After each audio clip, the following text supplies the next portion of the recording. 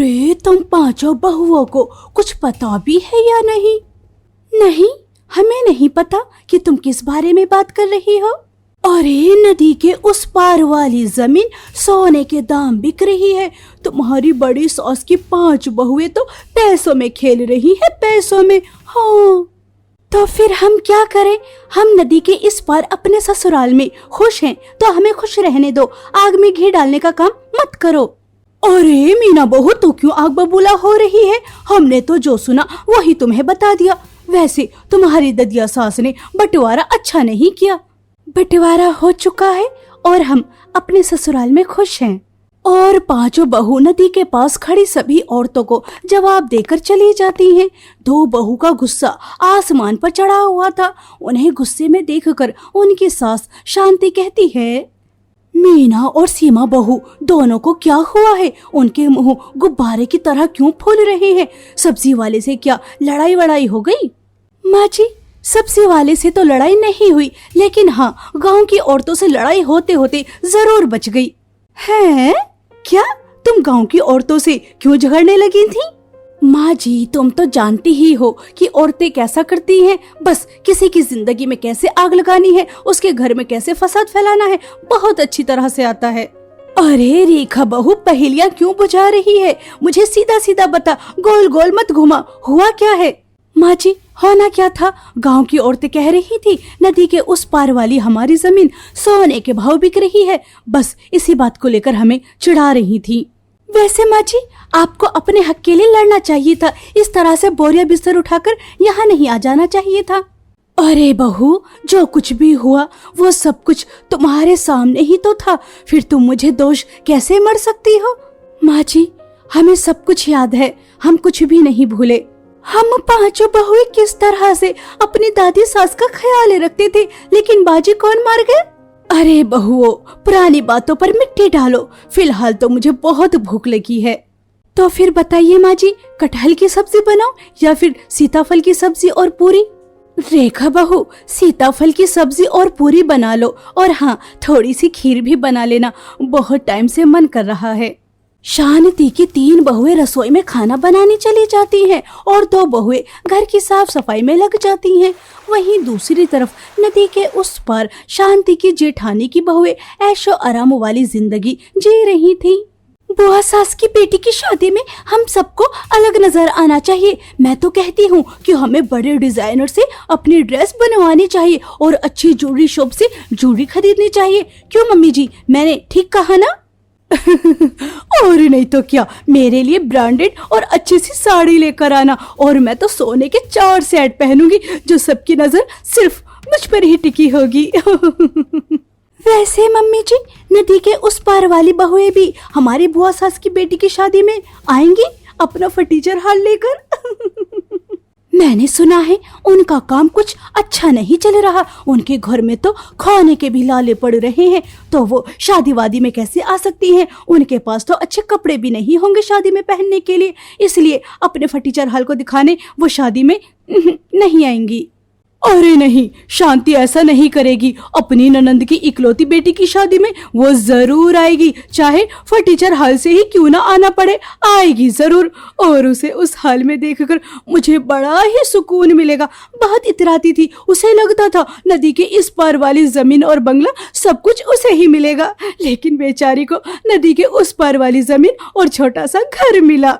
Mummy, यह घर बार और नदी के इस पार वाली सारी जमीन किसकी वजह से आपको मिली है? हम 5 बहुओं की वजह से। निर्मला और उसकी 5 बहुएं फ्लैशबैक में जाती हैं कि उन्होंने किस तरह से चालाकी से यह सब कुछ हड़प लिया था। शांति बहू, खीर तो बहुत ही ज्यादा स्वादिष्ट है। तेरी बहुओं ने बनाई या फिर निर्मला की बहुओं ने? माँ जी, ये खीर तो देवरानी जी की बहू ने ही बनाई है, लेकिन ये शाही टुकड़ा और नूडल्स मेरी शहरी बहू ने बनाया है। ये बहुत ही ज्यादा टेस्टी होता है, एक बार खाकर तो देखिए। बड़ी माँ, ये आप क्या कह रही हैं? दादी माँ नूडल्स नहीं खा सकती। अगर ये नूडल्स खाएंगी तो उनके पेट में जम जाएंगे। ये अभी ऐसा खाना नहीं खा सकती। मैंने दादी माँ के लिए परहेजी खाना बनाया है। बस रेखा, रहने भी दो। परहेजी खाना खिला खिला कर तो तुमने दादी माँ को और बीमार ही कर दिया। इतनी बीमार तो वो है भी नहीं जितना तुमने कर दिया। दादी माँ, आप ये नूडल्स खाइए, बहुत ही ज्यादा स्वादिष्ट हैं। अरे नहीं नहीं मीनाक्षी बहू, यह आजकल के जमाने के पकवान मैं कहाँ पचा पाऊंगी। वो तो शांति की पांचों बहुएं मेरा अच्छे से ख्याल रखती हैं, मेरे खाने पीने का, उठने बैठने का, जो मैं इतना चल फिर भी पा रही हूँ, वरना मैं तो कब की टिक चुकी होती हूँ। माँ जी, शांति की बहू से तो तुमने अपनी बहुत सेवा करा ली, अब मेरी बहू को भी तो सेवा करने का मौका दो। ठीक है, तेरी पांचों बहुएं तो अभी भी कर आई हैं, इन्हें भी मौका मिलेगा अगर मेरी जिंदगी रही तो। वैसे मैं सोच रही हूँ कि अपने जीते जी घर बार जमीन कारोबार सबका बंटवारा कर दूं। और फिर दादी सास खाना खाकर अपने कमरे में चली जाती हैं। कुछ समय बाद निर्मला अपनी बहुओं को अपने पास बुलाती है। मम्मी जी, सब ठीक तो है? आपने इतनी इमरजेंसी में क्यों बुलाया? तुम उस बुढ़िया को नहीं जानती हो, वो हमेशा शांति का ही पक्षपात करती है, और ऊपर से उसकी गुनी बहुएं जो बुढ़िया का 24 घंटे ख्याल रखती हैं। देख लेना, जब बंटवारा होगा तो बुढ़िया का पलड़ा शांति की ओर ही झुकेगा। इसलिए तुम्हें उसके दिल में जगह बनानी होगी ताकि फैसला हमारे हक में अच्छा हो। फैसला तो हमारे ही हक में अच्छा होगा। मेरे पास एक उपाय है जिसकी वजह से लाठी भी नहीं टूटेगी और सांप भी मर जाएगा।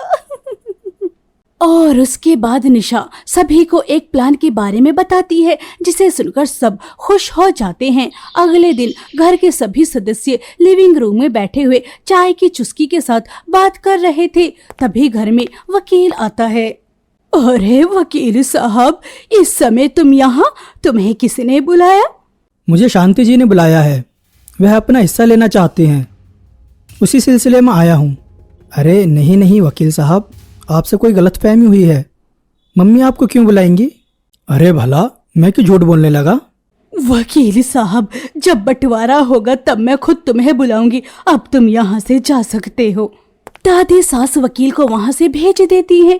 वकील के जाने के बाद वो आग बबूला होकर राशन पानी लेकर अपनी छोटी बहू शांति के ऊपर चढ़ती हैं।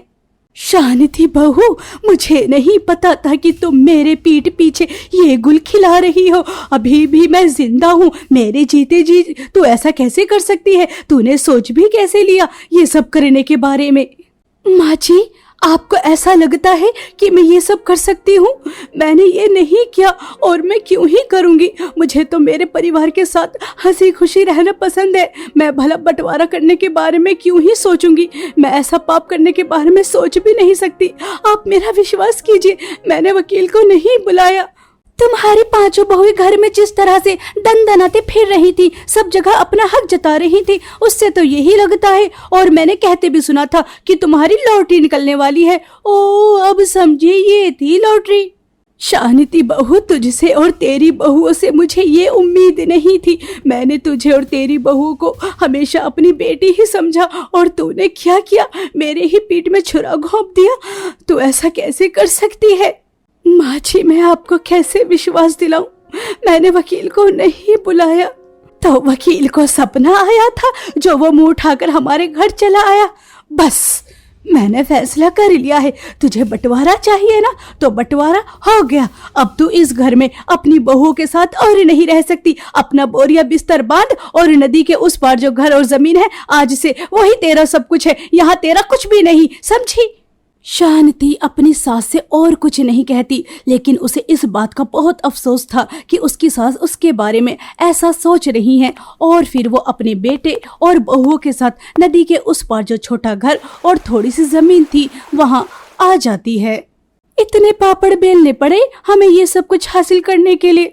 तुम्हें पता है, वकील को झूठ बोलने के लिए मैंने अपना सोने का हार दिया था।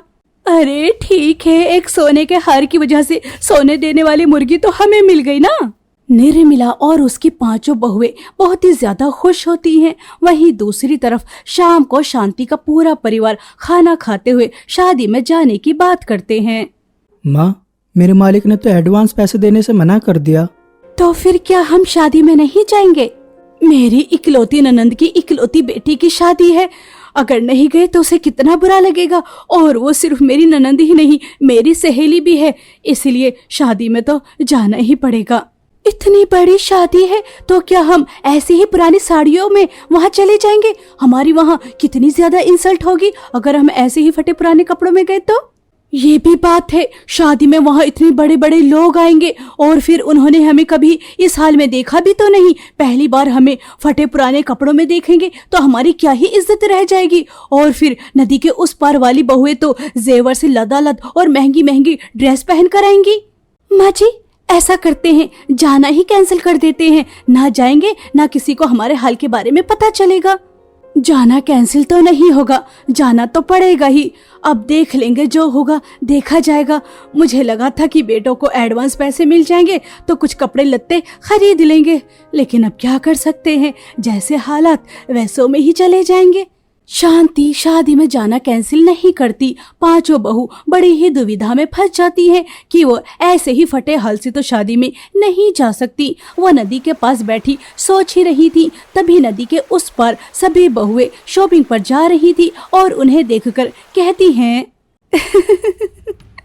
अरे तुम पांचों बहुएं यहाँ नदी किनारे बैठकर ठंडी ठंडी हवा का लुत्फ क्यों उठा रही हो? शादी की शॉपिंग नहीं करनी क्या?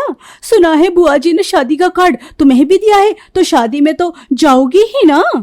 क्यों नहीं जाएंगे, जरूर जाएंगे। आखिर हमारी भी बुआ सास की बेटी की शादी है तो जाना तो बनता ही है। सुना है तुम्हारे माली हालात कुछ ज्यादा ही खराब है, तो फिर शादी में ऐसे ही फटी पुरानी साड़ी पहन कर आओगी? अरे निशा, तुम भी जख्म पर नमक क्यों छिड़क रही हो? अब यह नदी के उस पार की बहुएं हैं, नदी के इस पार की बहू नहीं। बेचारियों का जीवन गरीबी में चल रहा है तो ये पुराने जेवर पुरानी ड्रेस पहनकर ही तो शादी में आएंगी। अब ये हमारी तरह अच्छे डिजाइनर से ड्रेस तो नहीं बनवा सकती। क्यों, मैंने ठीक कहा ना? मुझे लगता है तुम पांचों बहुओं को शादी में आना ही नहीं चाहिए, वरना तुम्हारी वजह से हमारी इज्जत भी खाक में मिल जाएगी। लोग बाग कहेंगे नदी के इस पार की बहुएं कैसे पुरानी ड्रेस में है और नदी के उस पार की बहुएं कितनी फैंसी ड्रेस में। अगर हमारी एडवाइस मानो तो शादी में मत आना। तुम सब अपनी एडवाइस अपने पास रखो, हमें जो करना है हम कर लेंगे। नदी के इस पार की सभी बहुएं नदी के उस पार की सभी बहुओं को मुंह तोड़ जवाब देकर वापस भेज देती हैं, लेकिन उनके जाने के बाद वो बात करती हैं। रेखा दीदी कुछ भी कहो, नदी के उस पार की सभी बहुओं ने बात तो 100% सच कही। अगर हम शादी में जाएंगे तो हमारी ड्रेस को लेकर बहुत बातें बनेंगी। अब हम क्या करें? तुम परेशान मत हो, हम शादी में जाएंगे और हमारी इंसल्ट भी नहीं होगी। और ये चमत्कार होगा कैसे? शायद तुम भूल चुकी हो कि तुम्हारी बड़ी जेठानी को सिलाई बुनाई कढ़ाई कितनी अच्छी आती है। बस मैं कुछ जुगाड़ बिठा ही लूंगी। मैंने सुना है नदी के अंदर बहुत सुंदर सुंदर सामान मिलता है। चलो नदी के अंदर चलते हैं, देखते हैं क्या मिल सकता है। और उसके बाद पांचों बहुएं नदी के अंदर चली जाती हैं और कुछ समय बाद वो नदी के अंदर से वापस आती हैं तो उनके पास बहुत सारा सामान होता है। अरे वाह, नदी में तो बहुत सारे मोती, शीप और पत्थर मिले हैं। इनसे अच्छी सफेद गाउन तैयार हो सकती है। मेरे पास पुरानी सफेद साड़ी भी है। और उसके बाद पांचों बहुएं नदी में उन्हें जो भी सामान मोती शीप पत्थर मिलते हैं वो घर लेकर आ जाती हैं। और घर आने के बाद रेखा अपनी पुरानी सफेद साड़ी निकालती है और गाउन बनाने की तैयारी करती है। रेखा दीदी देखिए, मैं मोती ठीक तो लगा रही हूँ ना? अरे बहुओं, 2 दिन हो गए तुम्हें टंटर मंटर करते हुए। कुछ सिलकर तैयार हुआ भी या नहीं? बस शादी में 1 दिन बाकी है। हाँ माँ जी, सब कुछ तैयार है। मैं सोच रही हूँ क्यों ना एक साड़ी तुम्हारे लिए भी बना दूं। अरे बहू रहने दो, 2 दिन से रात दिन एक कर रखी है मेरी साड़ी बनाने के लिए। रहने दो, थक जाओगी। मैं कोई ऐसे ही पुरानी साड़ी पहनकर चली जाऊंगी। माँ जी, ये तो हो नहीं सकता। अगर हम नई ड्रेस पहनकर जाएंगे तो आप भी नई साड़ी पहनकर जाएंगी।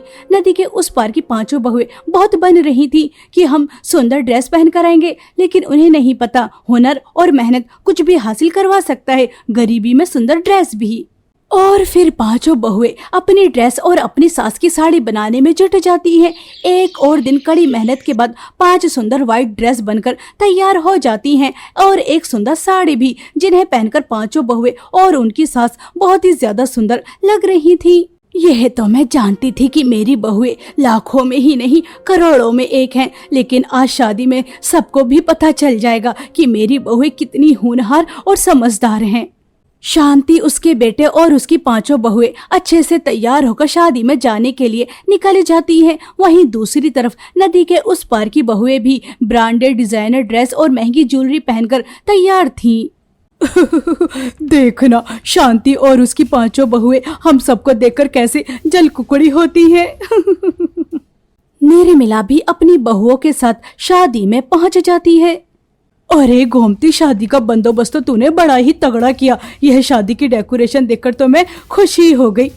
मम्मी जी, बुआ जी ने बंदोबस्त तो अच्छा किया, डेकोरेशन भी अच्छी की। बड़े बड़े अमीर खानदान के लोग भी यहाँ मौजूद हैं। लेकिन सुना है नदी के उस पार की बहुएं और छोटी माँ भी शादी में आई है। उन्होंने तो शादी की रौनक में ग्रहणी लगा दी होगी।